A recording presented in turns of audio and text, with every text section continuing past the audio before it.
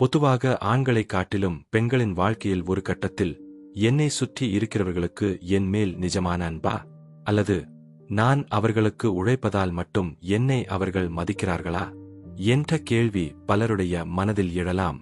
சிறுமியாக இருக்கும்போது குடும்பத்தின் பெருமையாகவும், இளமையில் பிறரின் எதிர்பார்ப்புகளின் மையமாகவும், பின்னர் குடும்ப பொறுப்புகளின் தூணாகவும் வாழும் பல பெண்கள் காலம் செல்லச் செல்ல தங்களுடைய உண்மையான மதிப்பு என்ன என்று சிந்திக்கத் தொடங்குகிறார்கள். ஆனால் வேதாகமம் நீதிமொழிகள் 31ஆம் அதிகாரம் 30ஆம் வசனம் ஒரு வித்தியாசமான சத்தியத்தை சொல்கிறது.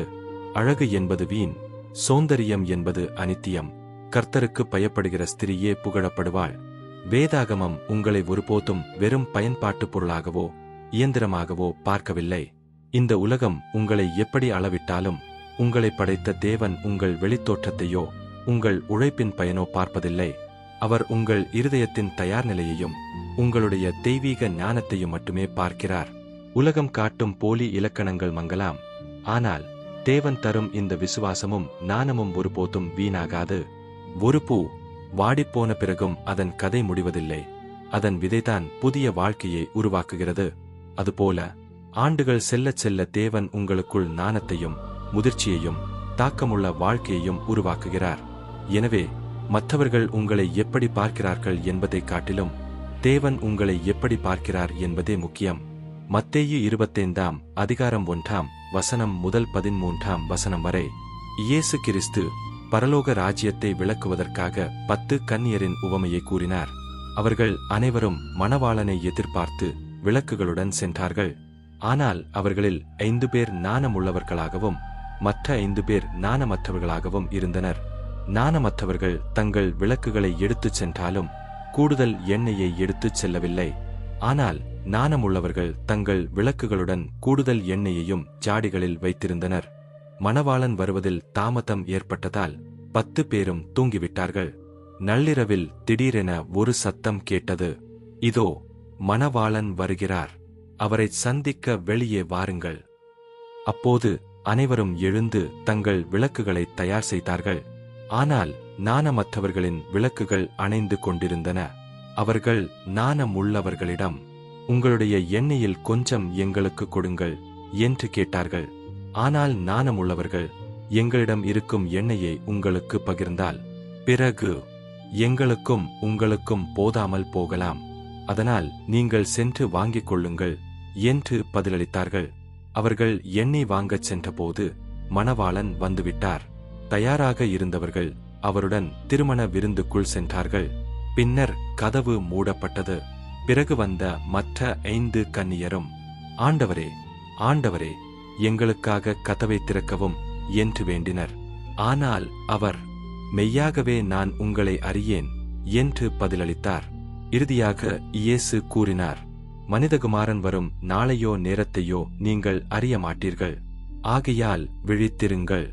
ஜாடியில் இருந்த எண்ணெய் எதை குறிக்கிறது? வேதாகமத்தில் எண்ணெய் பெரும்பாலும் பரிசுத்த ஆவியின் அபிஷேகம், தேவனுடனான உறவு, விசுவாசம், கீழ்ப்படிதல் மற்றும் ஆவிக்குரிய தயார் நிலையை குறிக்கிறது. இந்த உவமையில் எண்ணெய் என்பது தேவனுடனான தனிப்பட்ட உறவு, பரிசுத்த ஆவியின் நிரப்புதல், உண்மையான விசுவாசம், ஜெப வாழ்க்கை, தேவ வார்த்தையில் நிலைத்திருத்தல், ஆன்மீக தயார் நிலை. இவற்றை மற்றவர்களிடமிருந்து கடன் வாங்க முடியாது. ஒவ்வொருவரும் தாங்களே பெற்றுக்கொள்ள வேண்டும். எல்லா கன்னியரும் ஏன் தூங்கினார்கள்? 10 பேரும் தூங்கினார்கள் என்பது மனிதர்களின் இயல்பான வாழ்க்கையை குறிக்கிறது. ஆனால் முக்கியமான வித்தியாசம் தூங்கியதில் இல்லை, தயாராக இருந்தார்களா என்பதில்தான் இருந்தது. ஞானமுள்ளவர்கள் தூங்கினாலும் தயாராக இருந்தார்கள். ஞானமற்றவர்கள் தூங்கினார்கள், ஆனால் தயாராக இல்லை. ஏன் ஞானமுள்ளவர்கள் எண்ணெயை பகிரவில்லை? அவர்கள் சுயநலவாதிகள் என்று நீங்கள் நினைக்கலாம். அதனால் அவர்கள் எண்ணெய் தர மறுத்திருக்கலாம் என்று நீங்கள் நினைக்கலாம். நிச்சயமாக இல்லை. சில விஷயங்களை மற்றவர்களுக்கு கொடுக்க முடியாது. இரட்சிப்பு, விசுவாசம், பரிசுத்த ஆவியுடனான உறவு, ஜெப வாழ்க்கை, தேவனுடனான தனிப்பட்ட அனுபவம், இவற்றை ஒவ்வொருவரும் தாங்களே பெற்றுக்கொள்ள வேண்டும். தேவன் இதற்கு முன்பே மனிதர்களுக்கு பழைய ஏற்பாட்டில் மூடிய கதவு மீண்டும் திறக்கப்படாது என்பதை சொல்லியிருக்கிறார். அது உங்களுக்கு ஞாபகம் வருகிறதா? ஆம், அதுதான் நோவாவின் பேழை சம்பவம். ஆதியாகமம் 7ஆம் அதிகாரம் 16ஆம் வசனத்தின்படி நோவாவும் அவரது குடும்பமும் பேழைக்குள் சென்றபின் கர்த்தர் அவர்களை உள்ளே அடைத்து கதவை மூடினார். அதன்பின் வெளியே இருந்தவர்களுக்கு உள்ளே செல்ல வாய்ப்பு இல்லை. அதேபோல் இந்த உவமையிலும் திருமண விருந்தின் கதவு மூடப்பட்டது. கிருபையின் காலம் என்றென்றும் நீடிக்காது என்பதை இது எச்சரிக்கிறது. இந்த உவமை நமக்கு சொல்லித் தருவது, நாளை என்று எண்ணி ஆன்மீக வாழ்க்கையை தள்ளிப் போடக்கூடாது. தேவனுடைய வருகையின் நேரம் யாருக்கும் தெரியாது. போதுமான அளவு மட்டுமல்ல, அதிகமான ஆன்மீக தயார்நிலையும் அவசியம். மற்றவர்களின் விசுவாசத்தை நம்பி வாழ முடியாது. ஒவ்வொருவரும் தங்கள் பொறுப்பை தாங்களே ஏற்க வேண்டும். வாய்ப்பு இருக்கும் காலத்திலேயே தயாராக இருக்க வேண்டும். இயேசுவின் வருகைக்காக எப்போதும் விழிப்புடனும் தயாராகவும் இருக்க வேண்டும். நாணமற்ற கன்னியர் செய்த மிகப்பெரிய தவறு தயார்நிலையை அலட்சியப்படுத்தியதே. அவர்கள் எண்ணெய் போதுமானதாக இருக்கும் என்று நினைத்தார்கள். ஆனால் அவர்கள் காத்திருக்க வேண்டிய காலம் அதிகமாக இருக்கலாம் என்பதை மறந்தார்கள். சகோதர சகோதரிகளே, எப்போதும் தயாராக இருங்கள். உங்கள் விளக்கு எரிந்து கொண்டிருக்கட்டும். உங்கள் பாத்திரம் எண்ணெயால் நிரம்பியிருக்கட்டும். ஏனெனில் மணவாளன் எந்த நேரத்தில் வருவார் என்பதை யாரும் அறியமாட்டார்கள். ஒரு விஷயத்தை கவனித்தீர்களா? இயேசு 10 கன்னியரின் உவமையை சொன்னபோது ஏன் 10 ஆண்களை பற்றி சொல்லவில்லை? ஏன் 10 கன்னியர்களை பற்றிச் சொன்னார்? இதற்கு பின்னால் ஒரு ஆழமான காரணம் இருக்கிறது. இயேசு பெண்களை பற்றி மட்டும் இதில் பேசவில்லை. உண்மையில் அந்த 10 கன்னியர்களும் கிறிஸ்துவின் வருகைக்காக காத்திருக்கும் எல்லா விசுவாசிகளையும் அவர்கள் குறிக்கிறார்கள். அக்கால யூத திருமணங்களில் மணவாளனை வரவேற்க கன்னியர்கள் விளக்குகளுடன் காத்திருப்பார்கள். அந்த காட்சி அனைவருக்கும் பரிச்சயமானது. அதனால்தான் இயேசு அந்த உதாரணத்தை பயன்படுத்தினார். ஆனால் இதில் இன்னும் ஒரு ஆழமான உண்மை இருக்கிறது. வேதாகமத்தில் தேவனுடைய மக்கள் பல இடங்களில் மணவாட்டி என்று அழைக்கப்படுகிறார்கள். அதாவது ஆண்களும் பெண்களும் சேர்ந்து கிறிஸ்துவின் சபையாகிய மணவாட்டி. எனவே இந்த உவமையின் கேள்வி, நீ ஆனா பெண்ணா என்பதல்ல, நீ தயாராக இருக்கிறாயா என்பதுதான். கவனியுங்கள், 10 பேரிடமும் விளக்கு இருந்தது. 10 பேரும் மணவாளனை எதிர்பார்த்தார்கள். 10 பேரும் தூங்கினார்கள். வெளிப்படையாக பார்த்தால் அவர்கள் அனைவரும் ஒரே மாதிரியாக தெரிந்தார்கள். ஆனால் 5 பேர் மட்டும் உள்ளே சென்றார்கள். வித்தியாசம் என்ன? 1 எண்ணெய், 2 அவர்களுடைய தயார்நிலை, 3 அவர்களுடைய முன்யோசனை.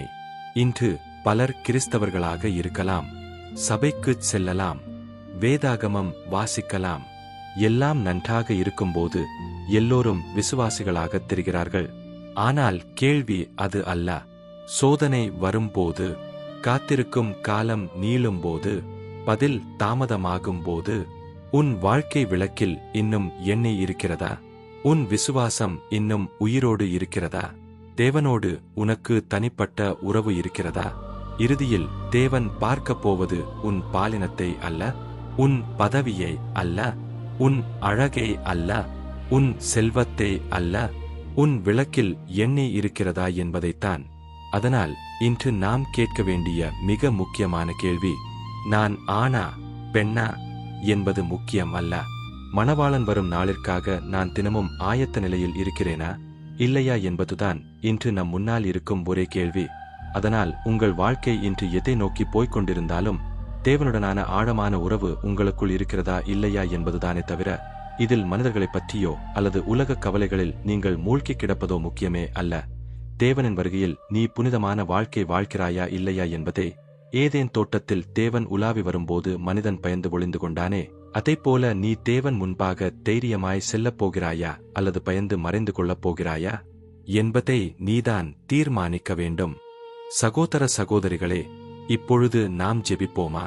அன்பின் தேவனே, ஆதாம் ஏவாள் முதல் இன்று வரை இந்த அகில உலகத்தை தன் கரத்தில் ஏந்தி ஆளுகை செய்யும் சர்வ வல்லமையுள்ளவரே, உலக இன்பத்திலும் மாயையான உலக காரியங்களிலும் மூழ்கி கிடக்கும் என் இதயத்தை இதோ இந்த நொடியில் உம்மிடம் அப்படியே ஒப்படைக்கிறேன் தகப்பனே. என்னை அவன் பாராட்டவில்லை, என்னை அவள் மறந்துவிட்டாள், என்னைச் சுற்றியுள்ளவர்கள் அனைவரும் என் பணத்திற்காகவும் நான் கொடுக்கும் பொருளுக்காகவும் மட்டும்தான் என்னை மதிக்கிறார்கள் என்று மனிதர்களைப் பற்றி யோசித்து இந்தச் சமுதாயத்தில் ஒன்றுமில்லாத வரட்டு எண்ணங்களை நினைத்து என் நாட்களை வீணடித்தேனே. உலக சிந்தனைகளில் மூழ்கி நான் வாடித் தொலைத்த என் பொன்னான நேரங்களுக்காக பாதத்தில் இப்பொழுது கண்ணீரோடு வருந்துகிறேன். அன்பின் தேவனே, மனிதர்கள் என்னை மறந்தாலும் நீரே என்னை எப்போதும் பார்க்கின்றீர். நீரே என்னை நல்வழியில் நடத்துகின்றீர். உம்மால் அன்றே இந்த உலகத்தில் எனக்கு வேறொரு புகலிடமும் இல்லை அப்பா.